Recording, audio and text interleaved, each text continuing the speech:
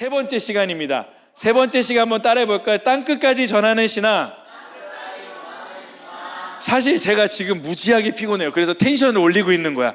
내가 이렇게 하지 않으면 내가 목소리가 처질 것 같아서. 자, 우리가 7가지의 순복음의 7대 신앙을 한 단어씩 이야기하면 이렇게 되죠. 가로 땅조 병다나.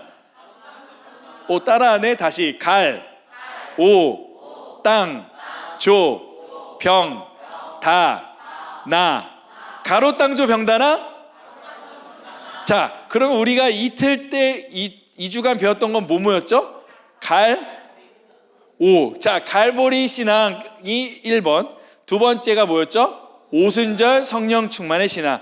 오늘은 세 번째, 땅끝까지 전하는 신앙. 오늘 이 신앙에 대해서 배울 건데 중심 주제는 이거예요. 다음 장.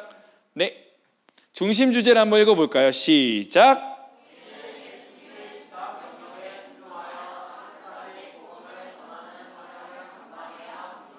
아멘. 자, 요 중심 주제만 보면 나랑 좀 동떨어진 것 같아. 나는 복음 전하는 게 좀 부담스러워. 나는 사람들에게 말을 전달하는 것조차 못해 하실 수 있어요. 제가 여러분들에게 전도를 동원하려고 하는 것도 아니고 중요한 사실을 좀 먼저 논리적으로 설명을 좀 해볼까 합니다. 우리 마태복음 28장 19절에서 20절 예수님의 Great Mission, 지상 명령이라는 이 말씀을 한번 읽어보겠습니다. 시작. 그러므로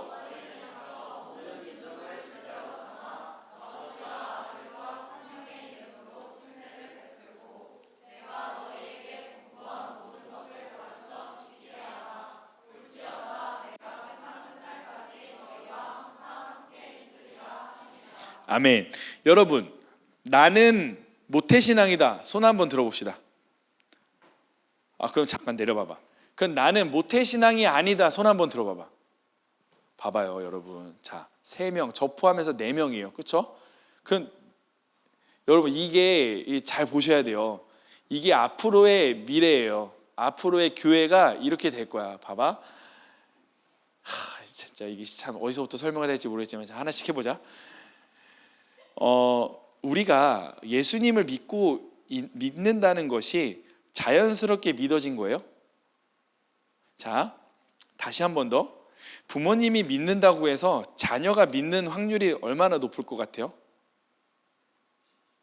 쉽지 않아요. 왜냐하면 부모님이 복음의 삶을 살아내신 것을 자녀들이 보아야 그 자녀가 복음을 받아들이고 교회를 나온다고.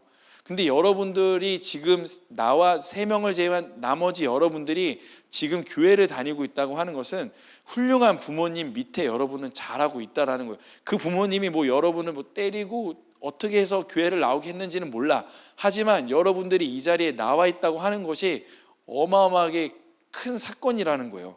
중요한 사실은 우리 부모가 됐든 그리고 누군 친구의 전도가 되었든 반드시 예수님을 믿기 위해서는 복음을 전하는 사람이 반드시 있다고 하는 거예요. 그냥 믿어지는 게 아니야. 배에서 태어났다고 해서 나 예수 믿을 거야, 예수쟁이 될 거야 하고서 태어나는 존재는 아무도 없어요. 다시 말씀드리면 부모가 올바로 믿었기에 그 자녀도 부모를 보고 따라 나오는 것이지, 그 말은 뭐예요? 부모가 복음을 전했다라는 거예요. 나의 부모가 부모님께서 나를 전해줬기 때문에 나는 그 복음을 받아들여서 예수를 믿고 있는 거라고. 그리고 내 부모가 그렇지 않은 부모들이 있을 수 있어요. 저같이. 그러면 누군가 친구의 전도로 그냥 간식 먹으러 교회 갔는데 그게 복음이 되어서 지금까지 목회를 하고 있는 나 같은 사람도 있을 수 있다고. 이 말은 무엇이냐면 전하는 자가 없으면 결코 복음은 전달되어지지 않는다는 거. 자, 봐봐요. 지금 어디 가나 통계를 내도 교회에 남아있는 사람들 대부분의 퍼센테이지가 모태신앙이 대부분이에요. 생초자가 예수님을 믿어서 교회에 정착하는 확률이 거의 힘들어요. 그만큼 지금 세대가 복음을 전하지 않는 세대라는 것도 맞는 거야. 이건 우리가 인정해야 돼. 그렇죠? 복음을 믿지 않는 사람들에게 전하지 않으니까 믿지 않는 사람이 교회로 오지 않지. 전하는 사람이 없으니까. 근데 이거는 사실 우리 안에 타는 열망이 있느냐 없느냐에 대한 문제인 것 같아. 내가 정말 천국과 지옥을 믿는 사람인지, 그리고 예수 그리스도를 믿는 사람과 믿지 않는 사람 모두에게 하나님의 심판이 있다는 사실을 믿는 사람이 믿고 안 믿고의 차이가 굉장히 큰 것 같아요. 정말 내가 육신적으로 너무 사랑하는 친구가 있는데 그 친구가 예수를 믿지 않고 죽으면 지옥 간다는 사실이 내 마음 가운데 정말 타오르는 아픔으로 다가와야만 복음을 전할 수 있는 것 같아요. 근데 사실 여기를 한번 만져봐요. 여러분의 가슴을 한번 만져보세요. 과연 내 안에 정말 그 뜨거운 그 심장의 소리가 느껴지시느냐 이거예요. 정말 나는 복음 때문에 누군가에게 전하고 싶은 마음이 있으십니까? 저는 이 질문부터 땅끝까지 복음 전하는 신앙에 대해서 나아가 보기를 원해요. 다음 장 한번 볼까요? 복음 전파에 대해서 예수님께서 이렇게 말씀하셨습니다. 예수께서 모든 도시와 마을에 두루 다니사 그들의 회당에서 가르치시며 천국 복음을 전파하시며 모든 병과 모든 약한 것을 고치시니라. 이것이 예수님의 사역인데, 첫 번째 가르치시고, 두 번째 전파하시고, 세 번째 고치셨더라. 자, 영어로 뭐예요? 가르치시다, teaching, 전파하시다, preaching, 고치시다, healing. 이 세 가지 하셨어요. 예수님께서 복음서에서 하신 것은 teaching, preaching, 그리고 healing. 이 세 가지. 이 사역을 예수님께서 직접 몸소 보이시면서 제자를 남기셨죠. 다음 장. 그 제자들에게 그 복음의 사역을 동일하게 할 수 있도록 그들에게 성령의 권능을 주셨고 그 일들을 맡기셨어요. 우리 말씀을 한번 보겠습니다. 마가복음 3장 13절에서 15절 시작.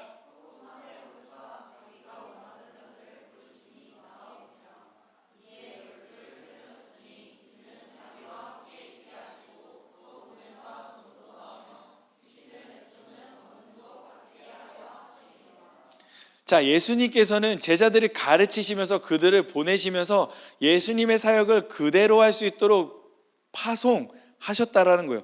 그래서 그 제자들이 사도행전에 예수께서 승천하신 이후에 오순절날 성령의 충만함을 받은 우리가 두 번째 주에 배웠던 오순절 성령 충만의 신앙을 그대로 받아서 그들이 삶의 자리, 자신의 만나는 모든 사람들에게 가르치고 티칭하고 예수 그리스도를 프리칭하고 심지어 안진뱅이를 일으켜 세우는 힐링의 사역을 동일하게 감당하고 있다.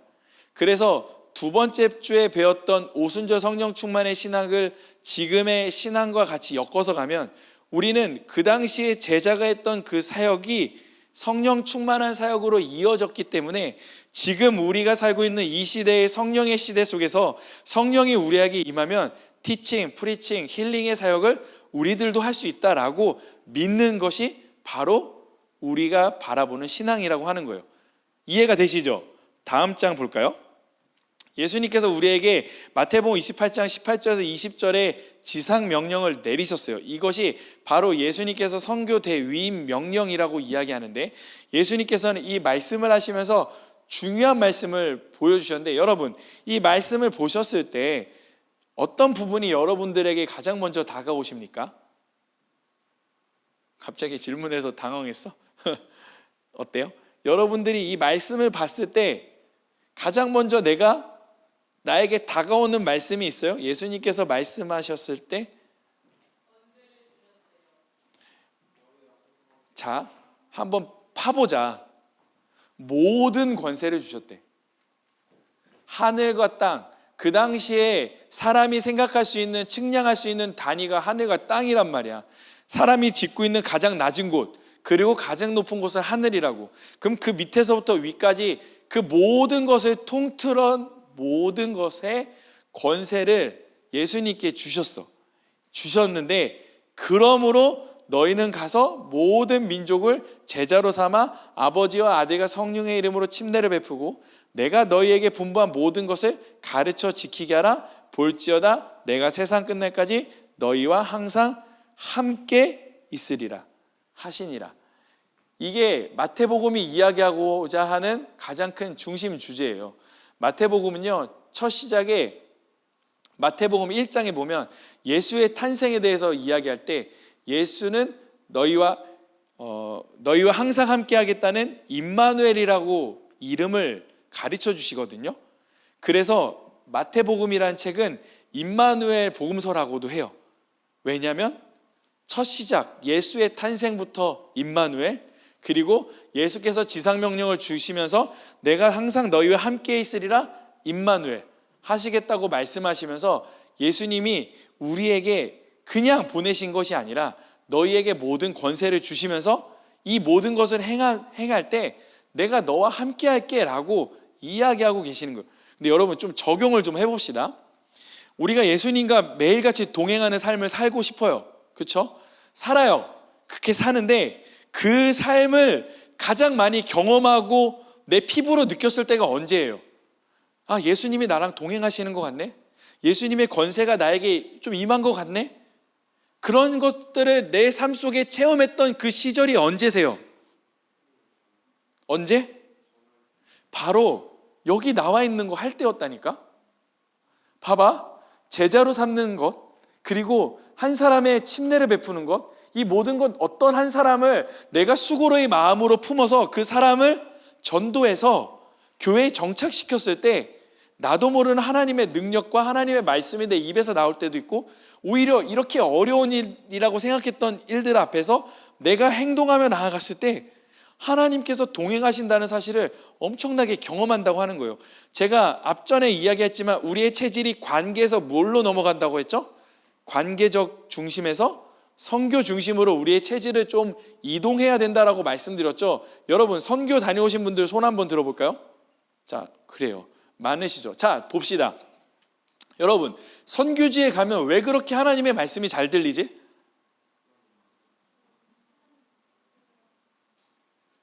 다 안 해. 자, 봐봐. 왜 하나님의 말씀이 잘 들리고 거기서 비전을 발견하고 왜 더 그렇게 되는지. 자, 선교지에 가면요, 일단 여기서 어떻게 하는지 모르겠어. 휴대폰을 걷어요. 원래 휴대폰을 안 써. 가장 많이 보는 것부터 치워. 그리고 성경책만 봐. 하나님 말씀만 본다고. 그리고 모이면 나눔하고 모이면 기도하고 모이면 나눔하고 모이면 기도해. 그러면 나가면 복음 전하고 나가면 예배 드려. 자, 그 짧은 시간에 일주일의 시간이지만 그 모든 일들이 뭐에만 집중되어 있어요? 하나님 나라의 일에만 집중되어 있다고. 그러다 보니까 하나님의 일에만 집중하다 보니 당연히 하나님의 말씀이 잘 들리는 게 당연한 거예요. 인풋이 좋으니 아웃풋도 좋은 거잖아요. 그렇죠? 하나님의 말씀이 들어오니까 내 안에서 그 말씀이 생수의 강물되어서 드러나는 것이 당연한 거예요. 그러니까 당연히 예수님의 말씀이 드러나고 그 말씀을 통해서 나에게 비전이 제시되어지고, 그리고 하나님 말씀이 더 잘 들려서 우리가 자꾸 한국에 돌아와서 그러는 거예요. 아, 선교지 다시 가고 싶다. 아, 선교 한 번 더 하고 싶다. 그거 한 번 더 경험해 보고 싶은데, 이게 사실 선교를 다녀온 사람들만 이야기하는 이야기들이에요. 그렇기 때문에 선교를 가게 되면 주님이 말씀하신 그 지상명령에 더 집중하다 보니 결국 하나님께서 우리 안에 임마누엘 하신다는 사실을 우리는 경험할 수 있게 되어지는 거죠. 자, 옆 사람 좀 깨워주세요. 자, 리더들이니까 좀 깨우겠습니다. 자, 예수님께서 뭐라고 말씀하십니까? 첫 번째, 가라. 두 번째, 침례를 베풀라. 세 번째, 가르쳐 지키게 하라 라고 말씀합니다. 중요한 것은요, 여기서 이 모든 단어들이 동사예요. 그리고 현재 동사란 말이죠. 일단 가야 돼. 어디든 가야 돼. 교회에만 있으면 안 돼. 나가야 돼. 사회로 나가야 되고, 그리고 회사로 나가야 되고, 학교로 나가야 되고, 집으로 나가야 돼. 가야 돼. 그리고 침례를 베풀라라는 명령은 결국 누구 한 사람을 이곳 가운데 와서 침례를 베풀어 줘야 되는데, 그러기 위해서는 복음이 전해져야 되는 거죠. 침례라는 개념은 내가 죽고 예수로 사는 삶을 만인에게 공표하게 되는 거죠. 자, 가르쳐 지키게 하라. 왜 가르쳐야 돼요? 자녀들을 낳으면 왜 가르쳐요? 이 자녀가 성장해야만 사회의 구성원으로 살아갈 수 있잖아. 즉, 제자를 삼고 가르치는 일을 우리가 쉬지 않고 해야 되는 것은 이를 통해서 한 사람이 반드시 성장해야 되기 때문이에요. 즉 우리의 신앙은요 계속 성장해야 돼요. 이제 그림을 못 그려서 좀 아쉬운데, 우리의 신앙생활이라고 하는 건요 내가 주님을 경험한 만큼만 신앙 성장합니다. 이게 무슨 말이냐면, 내가 신앙이 이렇게 성장해요, 계속 올라가는데 내가 요 시점에서 예수님을 경험했어.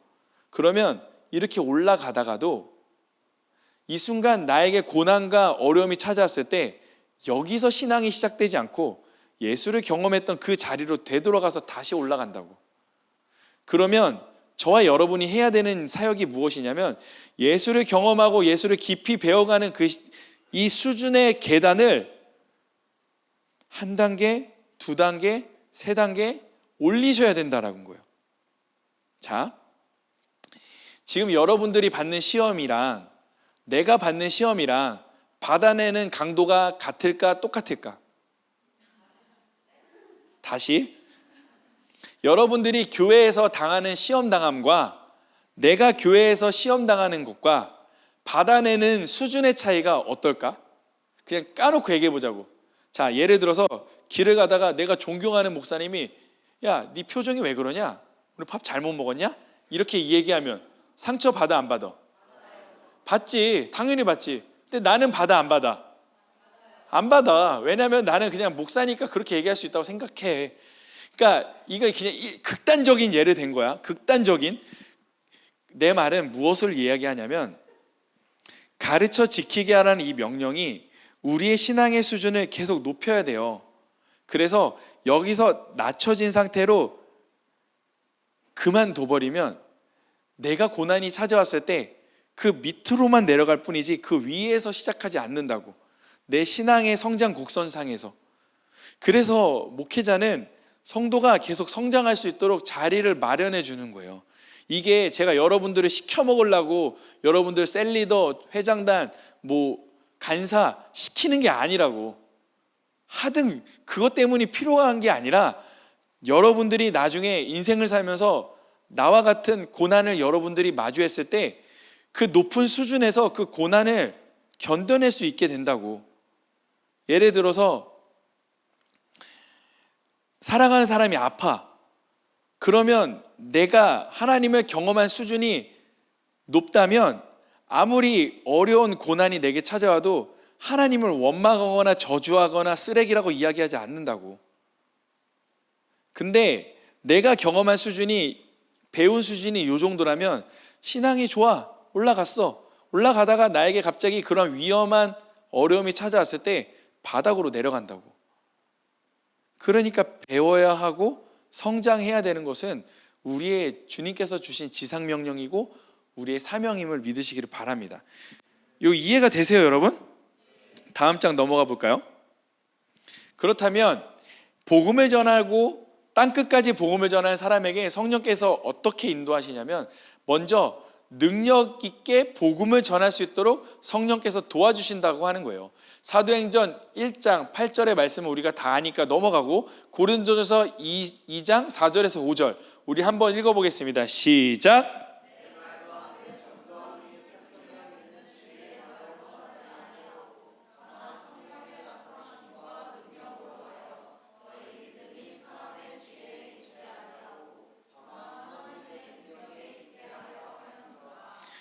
고린도전서를 썼던 바울이 고린도 교회가 성장은 하고 있었어요.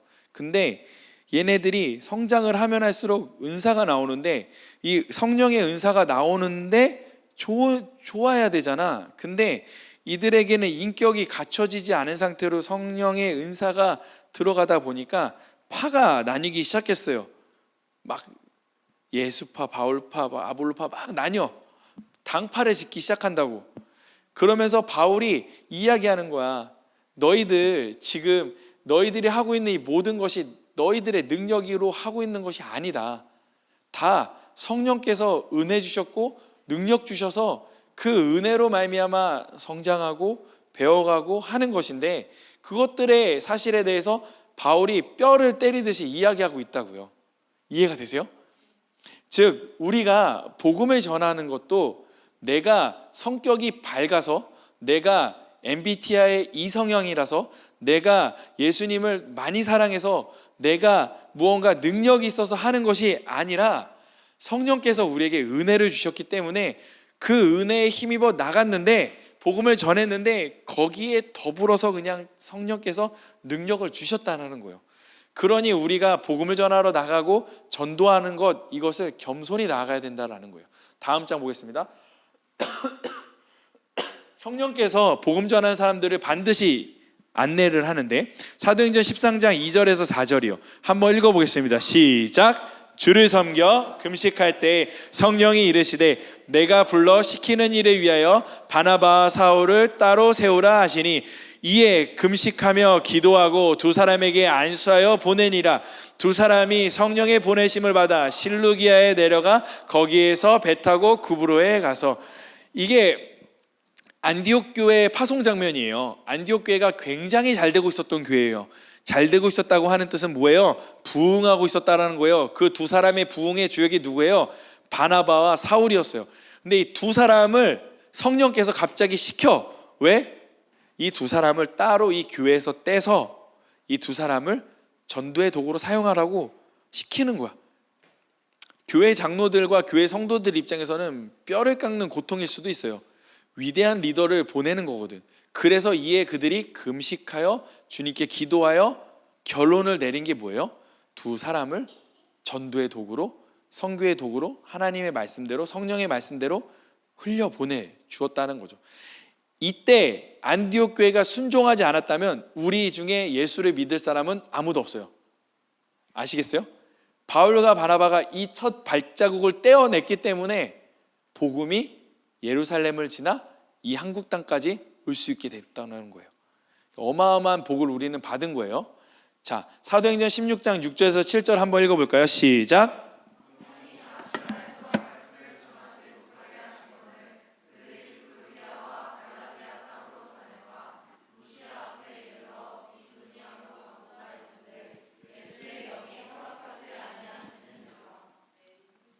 자, 여기서 보면 이 복음 전하는 사역에 있어서, 땅끝까지 복음을 전하는 이것에 있어서 주체가 누구인 것 같아요?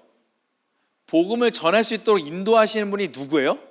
성령이에요. 성령님께서 사도행전에 보면 바울이 가는 길도 막을 때가 있고, 사람들이 행하는 일에 대해서 가르쳐 주실 때도 있고, 갑자기 침례를 베풀라고도 하실 때도 있어요. 즉, 이 복음의 사역에 동참하는 사람은 결국 성령의 음성을 들으며 성령을 따라 살 수밖에 없는 존재가 된다고요. 메리 럼시 선교사님을 아세요? 메리 럼시 선교사님은 이거 그 한 세대 신학생들은 무조건 알아야 되는 분이에요. 왜냐하면 여의도 시험에 나와요. 무조건. 메리 럼시. 메리 럼시가 어느 분일까요? 이분은 여자분일까요? 남자분일까요? 맞춰봐요. 약간 메리 럼시 여자 같지 않아? 그래서 여자야.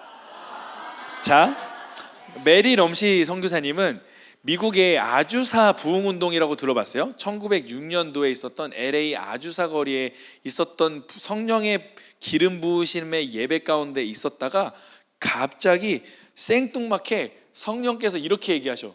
한국 땅으로 가라. 그래서 그 당시에 한국 땅이 어딘지도 모르는데 그 음성 듣고 낯선 조선 땅으로 그냥 갔어요. 그래서 오랜 준비 끝에 1928년도 봄에 이 땅에 들어오게 됩니다. 그래서 이 메리 럼시 선교사가 이 땅에 들어오셔서 하신 게 뭐예요? 바로 오순절 교단을 만드신 거예요. 그러니까 우리 지금 순복음 교단에 한국에 오셔서 처음으로 선교하신 분이 메리 럼시 선교사님이세요. 그러니까 메리 럼시 선교사님이 그 성령의 음성을 듣고 이 땅에 오지 않았다면 우리는 순복음 성도로 저와 여러분을 만날 수 없다. 이해되시죠? 그분이 바로 메리 럼시다. 솔직히 여러분 이 메리 럼시 정도 아시면 진짜 대단한 거예요. 진짜로 성도 수준에서 메리 럼시를 이해한다? 그냥 오순절 교단의 한국에 최초로 파송된 선교사 정도만 알아도 엄청난 수준인 거야. 그러니 메리 럼시를 까먹을 것 같아? 안 까먹을 것 같아? 안 까먹을 것 같아? 내일 한번 물어보겠어. 자, 다음 장 넘어가 볼까요? 그렇다면 전도하는 그 복음 전하는 사람이 받는 복이 있어요. 복. 자, 첫 번째, 전도의 기쁨이라는 거예요. 누가복음 15장 32절 한번 읽어볼까요? 시작. 이 내 동생은 죽었다가 살아났으며 내가 잃었다가 얻기로 우리가 즐거워하고 기뻐하는 것이 마땅하다 하니라. 아멘. 여러분, 우리 한번 솔직히 까놓고 얘기해 봅시다. 여러분, 전도하셨어요?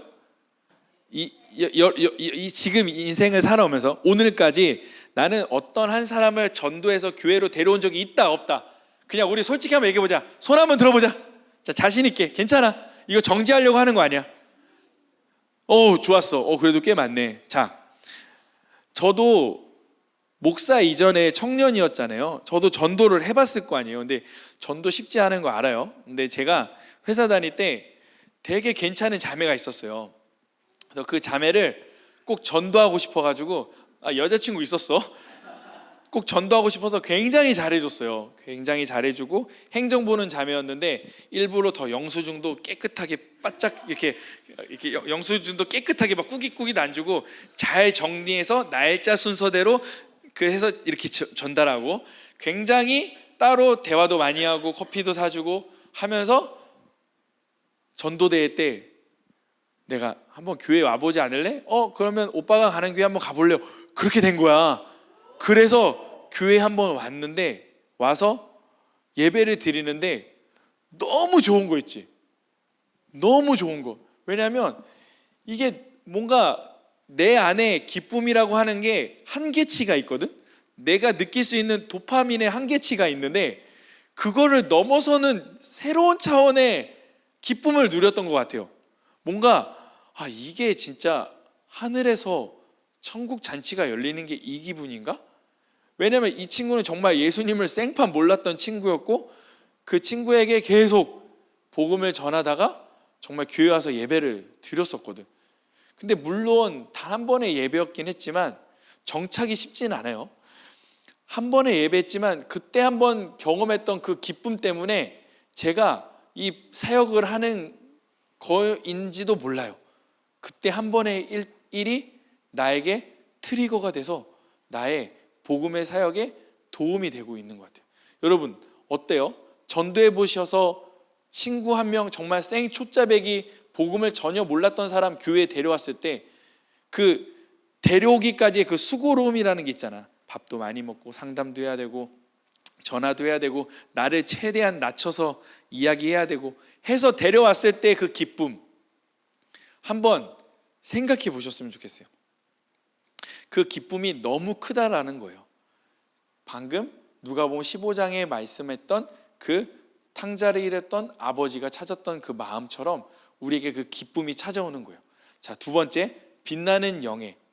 다니엘서 12장 3절, 제가 가장 좋아하는 말씀인데 한번 읽어볼까요? 시작.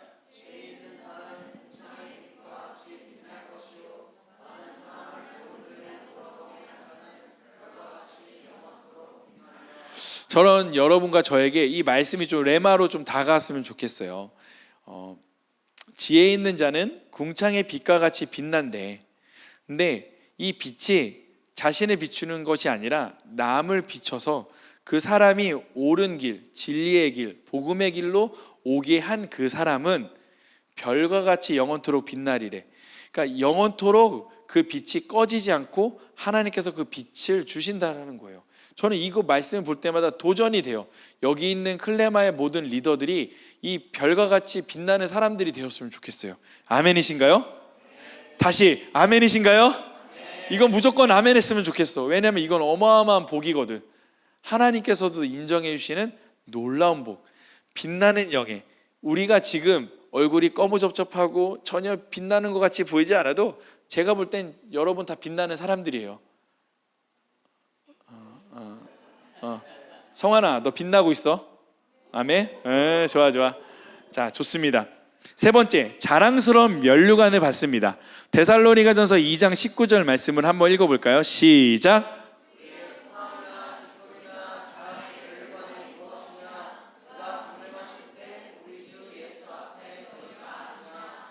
이거 내가 만들 때 기억나는 거, 내가 이 말씀으로 그리고 내가 여러 가지 프롬프트 해가지고 AI한테 그림 그려달라고 했는데 진짜 못 그려가지고 결국 이런 그림으로 내가 올려놓긴 했지만, 반드시 상 주시는 하나님이 존재한다라는 사실을 좀 믿었으면 좋겠어요. 청년 때 하는 시간의 헌신은 내가 저번에도 얘기했지만 3배로 보시는 것 같아. 주님께서 3배, 4배는 좀 아닌 것 같고 3배 정도로 되는 것 같아. 그러니까 청년 때, 그러니까 객관적으로 청년 때 100만 원을 헌신하면 하나님은 이것보다 한 300은 더 보시는 것 같아. 대박이지. 근데 돈으로 얘기하는 것이 아니라 여러분의 시간 있죠. 가장 젊을 때 20살부터 이 30살, 35 결혼 전까지의 이 가장 뜨겁고 열정이 가득한 그 시절을 주님 앞에 시간을 드릴 때 이건 하나님께서 그냥 두지 않으셔. 50대 때 순종해서 예수 믿고 봉사하는 거랑 20대 때 순종해서 예수 믿고 복음 전하면서 사는 거는 값이 아예 다르다고. 왜냐하면 우리는 살아올 날이 더 많은 사람들인데 그 가장 중요한 살아갈 날들을 주님께 드림으로 헌신하고 있는 거잖아. 근데 연세가 70대 80대 되신 분들은 이제 살아갈 날들이 얼마 되지 않지. 결국 그분들은 이제 천국으로 가셔야 될 시간만 기다리는 거잖아. 하지만 우리는 그 시간까지, 그 긴 시간 속에서 가장 중요하고 엑기스적인 그 시간을 하나님께 드리면 하나님께서 그거를 그냥 가만두지 않으신다고. 믿으세요? 그래서 젊을 때 좀 이렇게 순종하는 여러분들이 너무 보기 좋아요. 진짜로. 행여 나의 사정 때문에 못할 수도 있어요. 그것 때문에 내가 뭐 정지하고 그런 건 아니고, 중요한 건 지금 이 시절은 여러분들이 주님께 집중하는 시절이 맞다라는 거예요. 이왕 예수 믿기로 했다면, 이왕 죽어서 천국 가기로 믿어졌다면, 그러면 그것이 확실히 있다고 믿어진다면 내가 마지막 경주의 끝에 마주할 주님께서 나에게 저 사진에 있는 것처럼 영광의 면류관을 주실 것을 믿고 갔으면 좋겠어요. 그럼 또 이렇게 생각하는, 또 이렇게 좀 다르게 보는 친구들 있어요. 저 면류관이 뭐라고, 저 머리에 쓴다고 해가지고 뭐 달라질 거 있어요? 뭐 사람이 뭐 카드캐터 체리처럼 막 바뀌어요? 막 그런 거 아니야. 중요한 건 상징이야, 상징. 성경은 상징이라고. 면류관이라고 하는 것이 꼭 눈에 보이는 그냥 그 뭐 관을 씌워주고 뭐 이재명 아저씨가 트럼프에게 줬던 신라의 그 왕관, 그런 게 아니라고. 상징이라고. 중요한 게 있어. 봐봐. 면류관. 이것의 상징은 가장 높은 것을 주신다라는 거예요. 하나님이 인간에게 줄 수 있는 가장 큰 것을 주신다라는 뜻이라고요. 그것을 우리가 인간의 눈으로, 인간의 생각으로 상상할 수 없으니까 면류관이라고 표현한 거라고. 막상 주님이 우리에게 상급 주시는 그날 뭘 받을지는 가서 봐야 돼. 근데 그게 사람의 말로 표현할 수 없을 만큼 어마어마한 것이기에 우리는 그냥 면류관이라고 표현할 뿐이에요. 그래서 목사님 저 면류관 머리에 쓰는 거 저 굳이 뭐 안 써도 돼요. 저 모자도 안 쓰고 그래요. 그런 느낌이 아니라고. 가장 좋은 것 주시는 것, 여러분들이 생각하는 가장 좋은 것, 그것을 뛰어넘는 그 무언가를 하나님께서 준비하신다고. 그 주실 분을 믿고 지금처럼 복음을 좀 전하셨으면 좋겠어요. 자, 좀 정리해 볼게요. 자, 여러분, 처음에도 이야기했지만 우리가 예수를 믿고 지금 구원받아 이렇게 살고 있다는 것이 지금 여러분 편에 있어서, 저와 여러분 편에 있어서는 굉장히 쉬운 일처럼 느껴질 수 있어요. 근데 조금만 나가봐요. 조금만 나가서 동창생 만나봐요. 조금만 나가서 내 친구들 만나봐요. 걔네들 정말로 예수님 없이도 잘 살아요. 사업도 잘 되고 결혼도 잘하고 뭐 병치레도 안 하고 엄청 잘 살아서 부족함 없이 살아요. 과연 이 친구에게 예수의 복음이 들어갈까 싶을 친구도 있어요. 근데 중요한 게 있어요. 아무리 이 모든 것을 다 가져도, 천하의 모든 돈을 많이 가지고 있는 삼성의 이재용 회장이라고 해도 예수를 믿지 않으면 지옥 가는 거예요. 근데 여러분, 이 지옥이라고 하는 것을 좀 두려워하는 신앙을 좀 가졌으면 좋겠어요. 최근에 저와 아내랑 차를 타면서 그런 얘기를 했던 적이 있어요. 여보, 어린 아이 시절에는 천국과 지옥에 대한 이야기를 많이 해줘야 될 것 같아. 왜? 크면 안 믿더라고. 천국과 지옥이 있다는 거를 안 믿더라고. 머리가 크면 안 믿는데. 그래서 저희는 아이들에게 지옥을 굉장히 무섭게 보여줍니다. 저희 아이들은요, 지옥을 굉장히 무서워해요. 왜냐하면 제가 겁나 무섭게 설명했거든. 진짜 피 비린내 나는 정도로 설명을 해줘가지고 애들은 지옥이라는 단어조차 쓰지를 못해.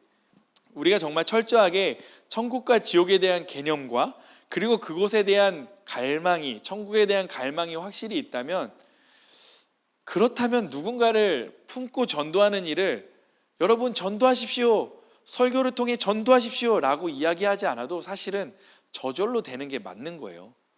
근데 우리가 이렇게 동원하고 전도 축제하고 무언가 선물을 줘야만 무언가 해야 되는 것이 좀 너무 슬퍼요. 좀 저는 그게 너무 아쉬워요.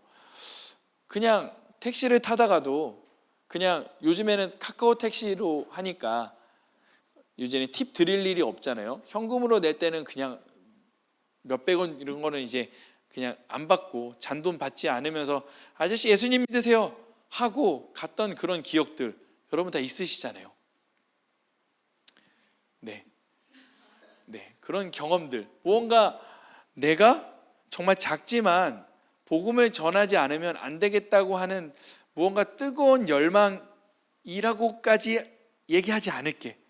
무언가 복음을 받아서 그 빛을 갖고 있는 사람으로서 좀만 살아봤으면 좋겠어요. 조금만이라도. 그래야 우리가 다음 세대에게 정말로 교회가 무너지지 않은 상태로 다음 세대에게 교회를 전달해 줄 수가 있어요. 심각한 상황이에요, 사실. 이런 경우도 있어요. 저도 솔직히 얘기해 보면 지하철 1호선을 타면 1호선에는 복음을 전하시는 광야에 외치는 자의 같은 소리로 얘기하시는 목사님들, 전도사님들, 강도사님들이 있어요. 아세요? 지하철 타면 예수 믿고 천국 가세요 하시는 분들 많이 있죠. 그러면 우리가 저렇게 하지는 못하더라도 그분들이 가는 길을 위해 기도는 해줄 수 있다고 생각을 해요.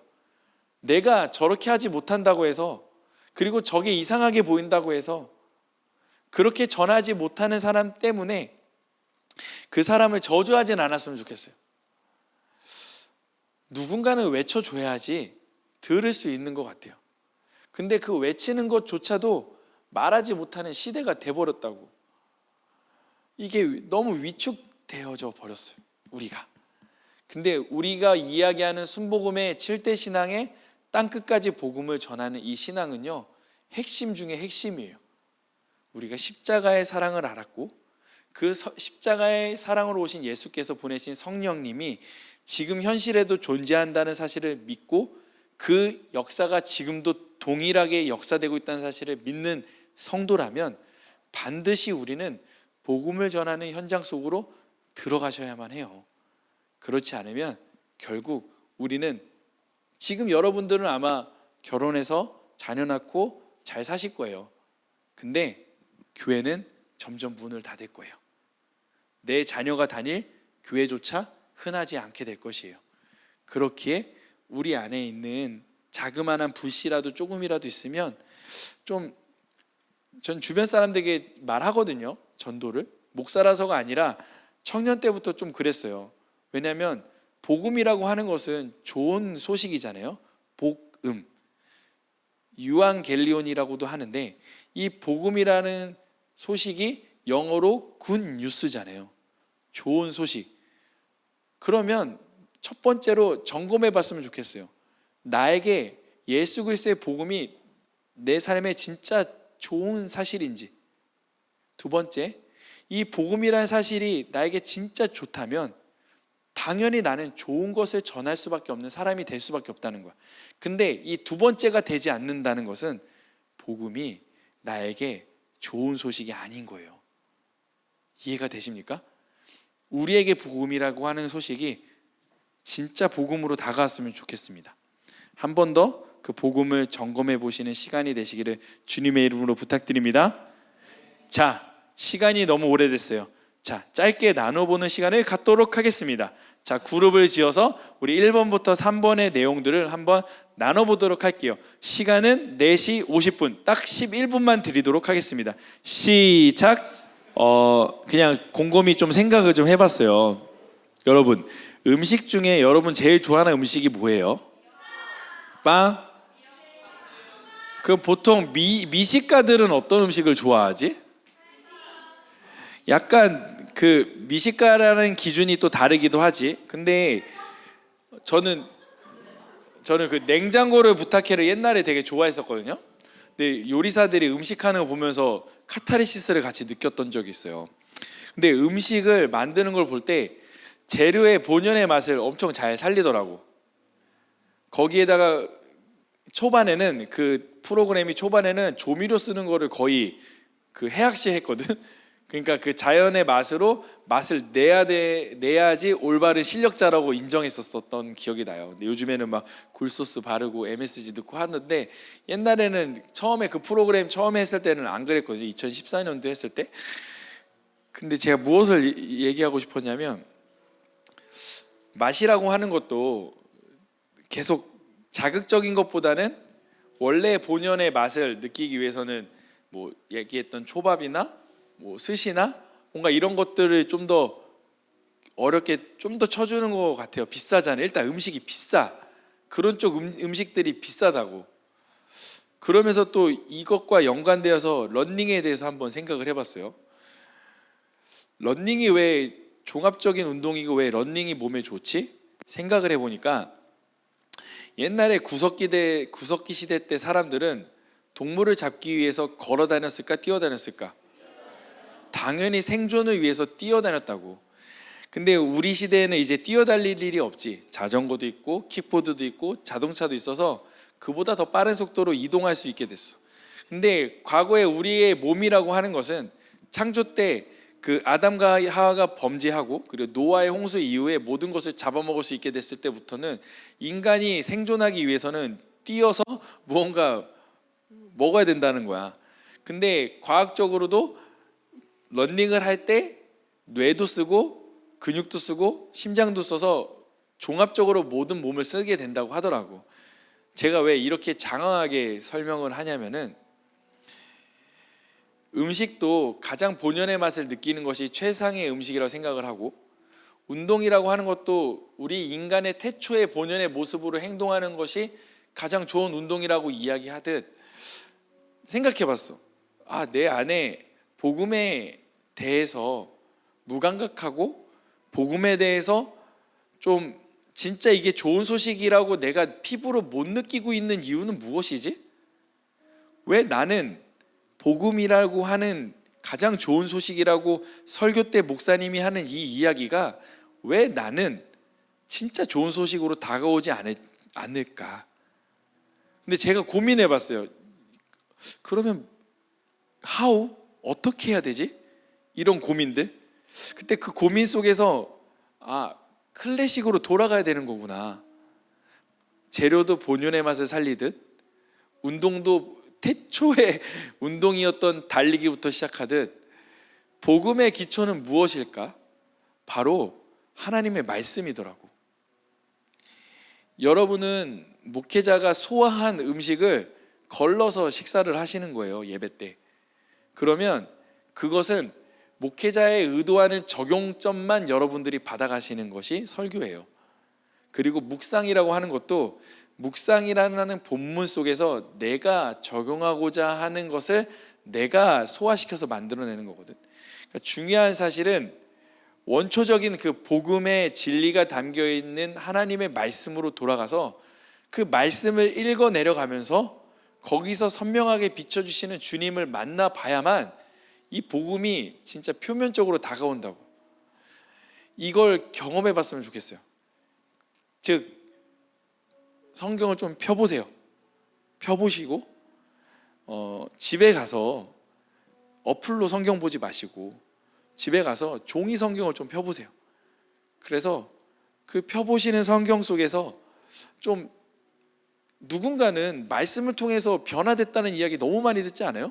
말씀을 통해서 내 인생이 바뀌었다고, 말씀을 통해서 사람이 아예 바뀌었다고, 말씀을 통해서 복음을 알게 됐다고 간증하는 이야기들이 그렇게 많은데 왜 우리는 그거를 못 느낄까? 왜? 말씀을 안 보니까. 말씀을 봐야 돼. 그래서 말씀을 보시고 여러분들이 오늘 땅끝까지 전하는 신앙 속으로 여러분들의 삶을 적용하며 예수님께서 하셨던 티칭, 프리칭, 힐링의 사역에 동참하시다가 걷다 보면 예수 그리스도의 임마누엘 하심이 여러분들에게 많이 경험되어질 거예요. 저는 목사니까 성경을 보는 사람이잖아요. 그리고 설교를 해야 되니까 공부를 하겠죠. 그러면 저는 주님의 사역에 많이 동참하고 있는 사람이긴 해요. 그런 일들을 많이 하죠. 그래서 그런지 몰라도 그런 일들 속에서 정말 말도 안 되는 일들이 적용이 돼요. 근데 여기 계신 우리 리더분들은 그 사역에 최전성에 있는 사람들이기에 영혼을 만나시는 분들이잖아요. 그렇기 때문에 이 사역에 누구보다도 잘 경험할 수 있는 자리에 계신 분들이에요. 그렇기 때문에 가장 먼저는 가장 기초로 돌아가서 성경을 먼저 보셔서 성경 속에 말씀하시는 하나님의 음성을 들으셨으면 좋겠고, 두 번째로 예수님께서 말씀하신 그 명령의 사역을 우리가 기쁨으로 감당하는 임마누엘 하신 하나님을 경험하시는 저와 여러분 되시기를 주님의 이름으로 축원드립니다. 기도하겠습니다. 하나님 감사합니다. 오늘 성령 충만의 신앙을 이어서 땅끝까지 복음을 전하는 신앙에 대해서 알게 하시고 우리 안에 복음을 전할 수 있는 복음에 대한 좋은 소식에 대한 열망이 우리 가운데 있는지 다시 한 번 더 돌아보게 하시니 감사합니다. 진정으로 복음이라는 것이 나의 삶에 정말 좋은 소식 되어서 남들에게도 이야기하고 싶어지는 소식이 되어질 수 있도록 주님, 우리가 말씀을 보고 우리가 삶을 살아갈 때 그것들을 경험할 수 있도록 은혜를 더하여 주시옵소서. 귀한 클레마의 모든 리더들을 주님의 이름으로 축복합니다. 하나님께서 내리실 수 있는 가장 놀라운 복으로 이들의 삶을 마음껏 채워가 주시옵소서. 이 모든 말씀 살아계신 우리 주 예수 그리스도의 이름으로 축복하며 기도합니다. 아멘.